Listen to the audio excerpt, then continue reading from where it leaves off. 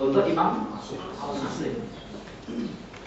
Itu mempunyai arti berarti selain Kisai dan Asim membaca dengan hadful alif sesuai dengan apa yang tertulis di dalam Qamus Maliki. Ya, itu salah satu. Nggak ada kaidahnya itu. Tidak ada kaidahnya. Ya. Kemudian barangkali ada yang bertanya, kalau dibaca Maliki dengan Maliki, apakah ada perbedaan untuk arti? Tentu ada. Tentu ada.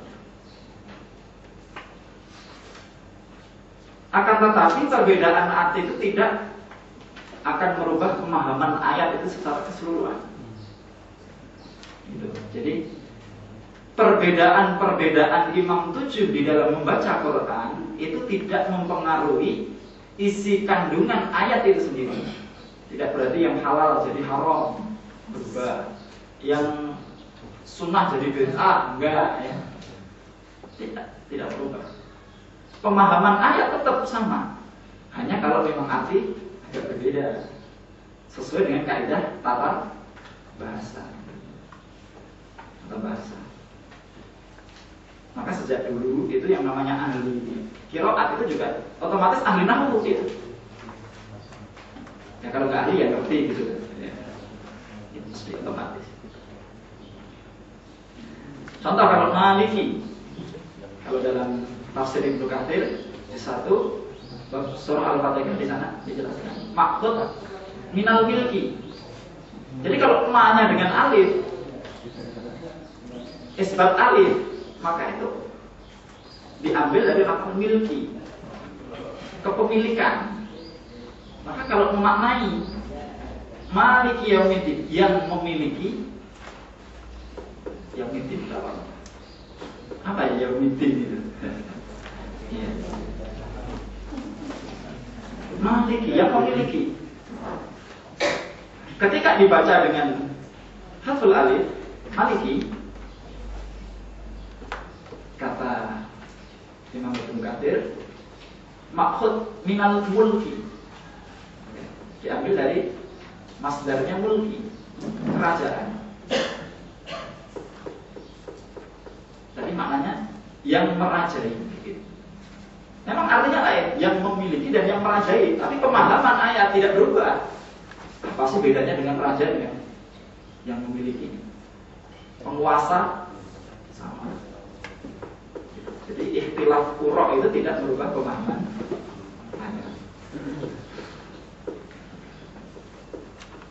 Satu lagi yang barangkali sebagai pembukaan, ketika kita mau belajar qiraat 7, maka kita harus hafal.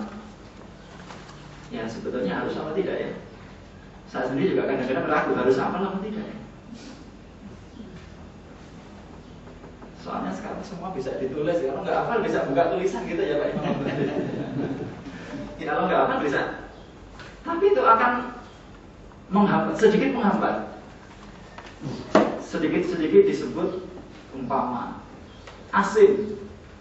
Harus lihat buku dulu, catatan. Asim itu qiraat atau riwayat ya? Lihat dulu. Maka harus hafal itu. Harus hafal dulu. Nama qura' sab'ah, qura' yang 7 itu, kemudian riwayat-riwayatnya harus hafal. Nafi itu qiraat. Dua riwayatnya apa? Jangan keliru. Nafi itu punya dua riwayat, Hafs dan Syu'bah. Keliru berarti. Terus harus hafal dulu. Ya, maka saya katakan tadi, sebetulnya harus hafal apa tidak kira-kira? Harus hafal apa tidak kira-kira Bu?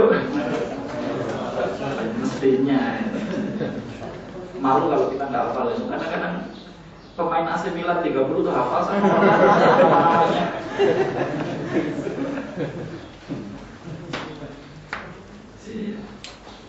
Jadi kalau bisa supaya pengajian kita itu bisa lancar, tidak terhambat yang hafal. Karena itu akan menentukan. Sebagai contoh sederhana, kembali pada surat Al-Fatihah lagi, sederhana. Karena saya yakin kalau Fatihah kan semua hafal ya.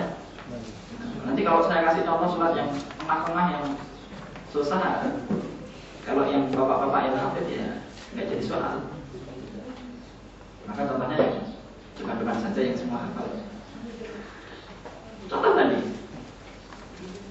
ketika disebut Maliki, isbat alif itu dengan nun dan ro, Asim dan Kisai.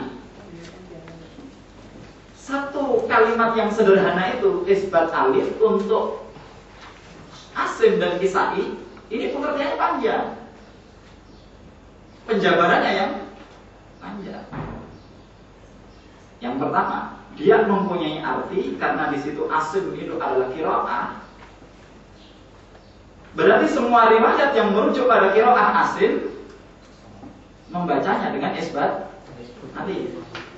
Jadi ketika Bapak ditanya, tolong bacakan Al-Fatihah. Malik yang itu ya berapa, Pak?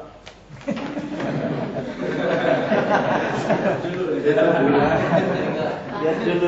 Nah, kalau dihitung dulu juga akan ketemu karena sejak dulu itu ada ikhtilaf. Bismillahirrahmanirrahim termasuk ayat pertama atau bukan?